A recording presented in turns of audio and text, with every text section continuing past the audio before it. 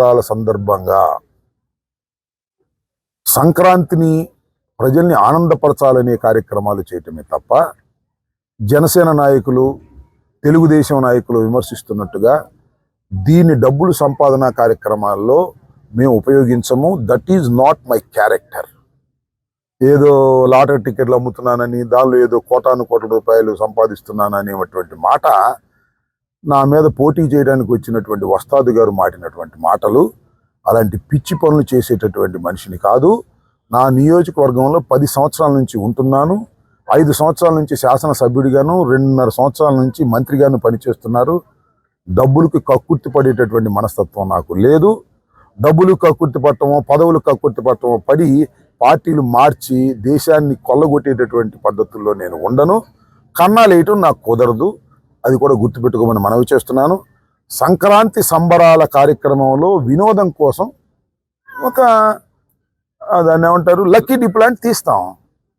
అదేదో పెద్ద నేరం అయిపోయినట్టు, దీనిలో కోట్లు దోచేయించుకుంటున్నట్టు, నేనేదో మిద్దె కట్టేసుకున్నట్టు పిచ్చి మాటలు మాట్లాడుతున్నాను. నా మీద పోటీ చేయడానికి వచ్చినాను. పోటీ చేస్తాడో పోటీ చేయడో తెలియదు, అది వేరే విషయం అనుకోండి. అది చివరికి ఖాయం చేస్తారో ఖాయం చేయరో నాకు తెలియనటువంటి అంశం. నేను ఇక్కడ శాసనసభ్యుణ్ణి, మంత్రిని. నా నియోజకవర్గ ప్రజలకు సంక్రాంతి సంబరాలు చేసి ఆనందపరచాలని ఏకైక ధ్యేయంతో చేస్తున్నటువంటి కార్యక్రమం.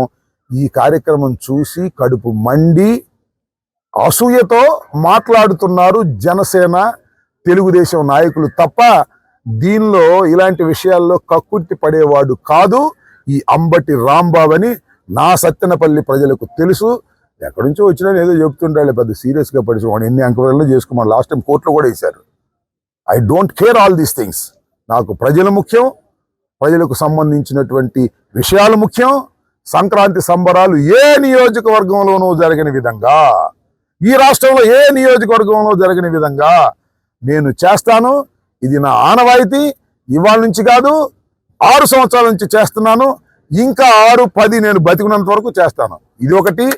వావిలాల గోపాలకృష్ణయ్య గారి వర్ధంతు జయంతులు చేయటం నా బాధ్యతగా భావించి చేస్తున్నాను తప్ప ఆ కన్నాలేసే కన్నా లక్షణాన్ని లాగా డబ్బులు కక్కుర్తి పడేవాడిని కాదని కాస్త చెప్పండి ఆ కన్నా లక్షణానికి. అర్థమైందా? Right, thank you. మరిన్ని వీడియోస్ కోసం ఛానల్ ని సబ్స్క్రైబ్ చేయండి. లేటెస్ట్ అప్డేట్స్ కోసం వాట్సాప్ ఛానల్ ని ఫాలో చేయండి. అండ్ లింక్ డిస్క్రిప్షన్ లో ఉంది.